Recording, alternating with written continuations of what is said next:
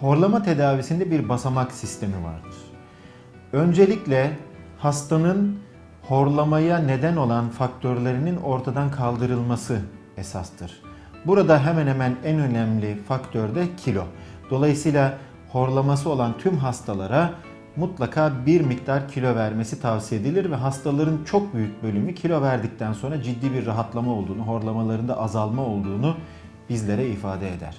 Bunun dışında uyku pozisyonunun, yatış pozisyonunun da horlamayla etkisi olduğu gayet net bilinen bir gerçektir. Dolayısıyla hastanın daha az horladığı pozisyona doğru yönlendirilmesi horlama tedavisinde yarar sağlayacaktır. Bunları yapmamıza rağmen, hasta kilo vermesine rağmen, belli bir pozisyonda uyumasına rağmen, beslenmesine dikkat etmesine rağmen horlamasında değişiklik olmadığı zaman o zaman yardımcı yöntemler devreye girer. Yardımcı yöntemler birincisi cerrahi yöntemlerdir. İkincisi de dili belli bir pozisyonda tutan, çeneyi belli bir pozisyonda tutan ağız içi araçlar kullanımıdır. Bunların kullanımı eğer gerekliyse genel önlemlerden sonra hastayla birlikte konuşup, paylaşıp uygun yöntem karar verildikten sonra devreye girer.